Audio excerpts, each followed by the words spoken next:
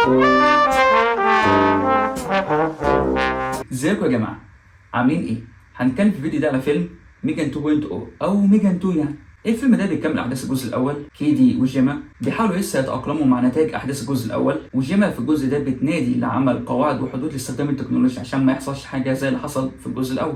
وفي نفس الوقت روبوت جديده اميليا المفروض انها كانت مصممه لاغراض عسكريه، بس فجاه بتقدر تتحرر من البرمجه بتاعتها وبيكون عندها خطه خاصه بيها ممكن تدمر الجنس البشري. يا شوف السكيل لوحده كبر قد ايه مقارنه بالجزء الاول اللي كان في الاخر بيتكلم عن قصه بنت بتحاول تتعامل مع موت اهلها وعمتها اللي مش عارفه تاخد بالها منها، وجت بقى حته التعلق بالتكنولوجيا اللي في النص بقى دي. السكيل هنا فعلا اختلف تماما. انا بالنسبه لي الفيلم الاول ما كانش فيلم وحش خالص، بس برضه ما كانش الفيلم الجامد يعني. هو تحس ان هو كان فيلم رعب كان بيحاول ان هو فعلا يحكي قصه ومنها يطلع رسائل عن التكنولوجيا ومدى تطورها، وفي نفس الوقت مدى التعلق الناس بيها وصل لقد ايه. بس برضه تحس ان هو كان بيحاول يعمل فيلم رعب فور فان، فيلم رعب على ستايل افلام الرعب الثمانينات اللذيذه دي. ونوعا ما تحس ان الفيلم ما كانش عارف يمشي في اي اتجاه فيهم، وكان عايز يعمل الاثنين مع بعض، وده اللي نتج عنه من الفيلم الاول. تحسه اللي هو شغال ومش وحش خالص، بس هو لا منه حصل فيلم رعب لذيذ للدرجه اللي هي، ولا منه حتى حصل فيلم يعني بقصه حلوه برضه في النص برضه يعني. بس هو اللي كان مساعد الفيلم ده وقتها كان عنصر مفاجاه ان فعلا الفيلم كان بيحكي قصه تعتبر حلو بالنسبه للجانرا بتاعت الفيلم، ان هو كان نازل في شهر يناير اللي اصلا معروف ان كل افلامه بتكون افلام اي كلام.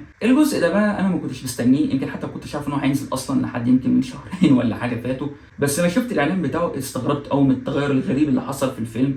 هنا انت بتتكلم كانك فعلا في فيلم اكشن كوميدي، ونوعا ما ده شدني للفيلم شويه. حسيت ان الفيلم هنا هيميل اكتر للجزء الفن اللي كان بيحاول يعمله في الجزء الاول، بس هنا بقى هياخد الاتجاه بتاع مثلا ترمينيتور 2 لما تقارن بالترمينيتور الاول. الروبوت الشريره اللي هتبقى طيبه في الفيلم ده عشان تحارب روبوت شريره جديده. ولما شفت الاعلان قلت بس خلاص احنا بقى هنتفرج في الفيلم ده فيلم لذيذ فن. روبوتس بقى بتتخانق مع بعضها، اماكن بقى فيها تكنولوجيا والكلام ده والاسلحه الغريبه المستقبليه دي، وميجان هترجع ترقص تاني بالظبط زي ما حصل في الجزء الاول، بس هنا كان شكل الموضوع على سكيل برضو اكبر.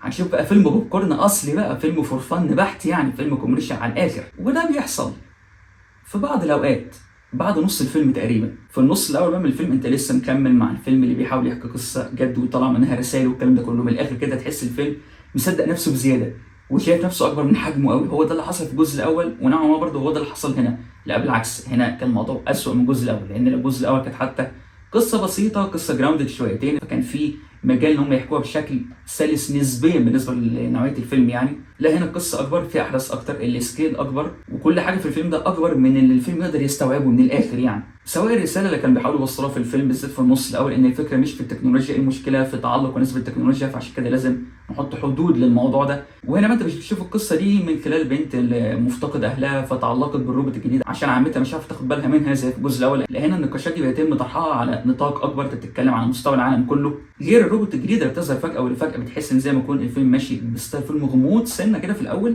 عشان تصرفاتها مش مفهومه في الاول، عماله تعمل حاجات مش مبرره. طبعا لحد ما بيجي ظابط بيشرح كل ده للبطله، وفي نفس الوقت بيشرح للجمهور عشان كلنا نفهم ايه اللي بيحصل. لا وغير كده انت عندك البطلتين اصلا، البنت وعمتها اللي لسه بيحاولوا يتاقلموا على اللي حصل في الجزء الاول وبيحاولوا يعيشوا حياتهم ويموف اون في الجزء ده. وميجان بقى كمان لسه لما بترجع تاني. ودلوقتي بقى السؤال، هل بقى ميجان دي ممكن يثقوا فيها اصلا؟ بالذات بعد اللي عملت في الجزء الاول. طب هي ازاي رجعت؟ طب ايه هدفها الحقيقي في القصه هنا؟ انت متخيل كميه الحاجات اللي الفيلم فتحها على نفسه وانت بتتكلم في الاخر على فيلم ميجان يعني؟ وكل ده وانت في النص الاول بس، والفيلم مش عارف حتى يدي كل حاجه من الحاجات دي وقتها، لان الموضوع مسحوم. سيبك ان الفيلم مش واخد طبع الفن اللي هو وعدك بيه في الاعلان، لا هو الفيلم غير انه واخد نفسه جد. الفيلم مش ملاحق، هو بيعافر عشان يعدي القصص دي لحد ما توصل نص الفيلم، لحد ما فجاه الاحداث بتوديهم ان هم يخترقوا حفله وحاجات بقى كده. تحس انت دخلت على فيلم جاسوسيه كانك بتتفرج على ترمينيتور بيقابل ميشن امبوسيبل الى حد ما. ومن هنا بدا الفيلم ينطلق اخيرا. وشفت بقى الفن اللي الفيلم كان وعدك بيه شويه في التريلر، برضه مش اقصى درجه، بس شفت البوتنشال اللي كانوا عاملين يوعدوك بيه من البدايه لحد ما بيرجع تاني برضه نفس الستايل القديم. لا وهنا بقى لما الفيلم بيرجع تاني للستايل القديم بتحس انه بيزود من المشاهد الدراميه الجد اكتر فيه. وهنا بقى المشاهد بتتطرق لنقاشات اكبر واضخم بكتير من اللي انت ممكن تتوقعه في فيلم ميجان. برضه احنا هنا بنتكلم على نقاشات ما بين الاراده والحريه والبرمجه، والروبوت لما يكون متبرمج على حاجه مش هو كده بيتصرف بناء على الوعي اللي هو بقى عنده. انت واخد بالك احنا وصلنا ليفل ايه؟ احنا بنتكلم على ليفل افلام فلسفيه زي بليد رانر مثلا والحاجات دي في فيلم ميجان. وتخيل انت الفرق. لا واللي يضحك بقى هنا ان هم مصدقين نفسهم اكتر من الاول كمان. المشاهد بقى كده جايه بطريقه دراميه وحوارات كده اللي هي جد لدرجه تحس انها كليشيه، لدرجه انا ضحكت جدا في المشاهد دي. المشاهد الدراميه هنا ضحكتني جدا. الفيلم هنا فعلا وصل لمرحله سو باد اتس جود، هو اولموست وصل للمرحله دي.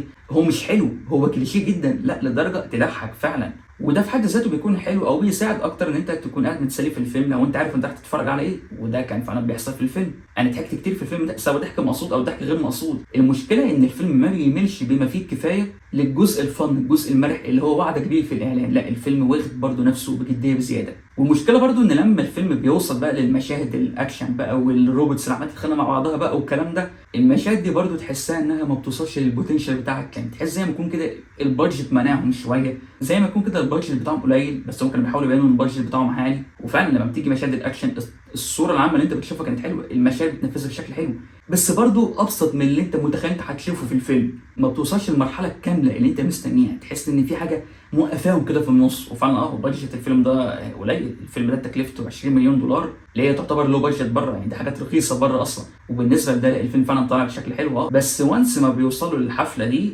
ويبدا بقى يرجعوا تاني، يعني يوصلوا بقى للحته الفن دي ويرجعوا تاني للمود الجد بتاعهم، كل شويه المده اللي ما بين مشاهد الاكشن او الجو المرح بتاع الفيلم والمشاهد الجديه بيقل اكتر، لحد بقى ما توصل لاقصى مرحله في اخر الفيلم خالص يعني. بس برضه القصه لسه بتكمل بنفس التعقيدات والابواب الكتير اللي فاتحينها على نفسهم وما تعرفش هم فتحوها ليه اصلا. صراعات او اهداف متشابهه بس الطرق بتاعتهم مختلفه، فده بيسبب صراع، معضله اخلاقيه وحاجات كبيره كده. اللي هو ليه كل ده في فيلم ميجان؟ الفيلم اصلا مش قادر يستحمل اللي كان محطوط في الاول. وطبعا بقى كل ده بيتكمل مع رسائل الفيلم اللي نوعا ما تحس انها فلسفيه الفيلم بيحاول يوصلها. لا، وهنا بقى الرساله بتتغير. يعني في الاول انت كنت بتتكلم مشكله التكنولوجيا مش في التكنولوجيا نفسها، لا، المشكله في الحدود اللي البشر بيستخدموا فيهم التكنولوجيا دي او بيطبقوا التكنولوجيا دي. لا، هنا بقى في الاخر بقت المشكله دلوقتي مش في الاي اي اصلا، لا، المشكله بقت في البشر. ومش عشان خلقوا الاي اي، لا، يعني المشكله ما بقتش في البشر عشان هم اللي عملوا الاي اي، لا، المشكله ان هم مش فاهمين الاي اي.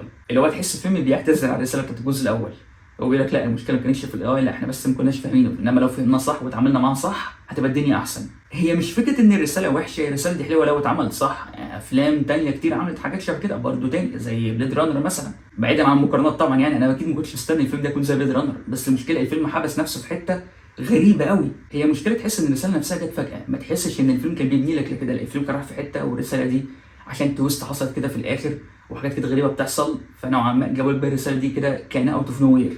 الحاجه الوحيده اللي نوعا ما ممكن تبرر وجود الرساله دي، معناها برضه ما كانتش كافيه، هو تطور الروبوت ميجان بس مش اكتر. ولو ما تفهمنيش غلط، احنا لما بنقول تطور الروبوت ميجان مش بنقول ان انت بتتكلم عن فيلم عميق والكلام ده كله، بس يعني بالنسبه لفيلم ميجان بجد فعلا تطور الروبوت ده كان احسن حاجه حصلت في الفيلم، احسن من العيله، احسن من اي بشر موجودين في الفيلم. الروبوت اللي هي ميجان دي كانت احسن حاجه في الفيلم فعلا. طبعا اكيد احنا مش هنتكلم عن التمثيل اللي هو يمكن زيه زي الجزء الاول، بالعكس ده يمكن يكون هنا قل سنه كمان. ما عدا برضه الروبوتس، هم الروبوتس هنا كانوا حلوين، سواء ميجان او الممثله الثانيه اللي عملت دور اميليا. يعني هم الروبوتين دول كانوا حلوين في الفيلم، بس الباقيين كلهم عادي جدا. مع ان وانت عمال تتقدم قدام اكتر، الفيلم لما بيميل للجانب الفن اكتر بيبقى احسن من قبل كده. يعني كل ما بيميل للحته دي بيعملها بشكل احسن. وفعلا في لقطات ضحك بجد مش قليله جت في الفيلم، بالذات في النص الثاني. الخلاصه لو انت عايز تروح تتفرج على فيلم فور فن، تروح تتسلى شويه، هتقضي وقت ممتع، روح تتفرج على اف 1. مصمم بقى تشوف ميجان في الاخر، براحتكم بقى خلاص. بس بالنسبه لي انا اصلا ما كنتش مستني الفيلم ده نهائي يعني، وبرده ما كانتش توقعاتي ليه عاليه. حتى لما شفت الاعلان قلت الفيلم هيبقى فن وكده، بس يعني برده ما كنتش متحمس لحاجه يعني. ضحكت على الاقل، سواء ما كانوا قاصدين ده او لا. فما اقدرش ان انا وانا قاعد في السينما كنت عايز امشي ولو ايه اللي انا بشوفه ده والكلام ده يعني. وهديله 5 من 10، وحلو قوي قوي عليه 5 من 10 دي.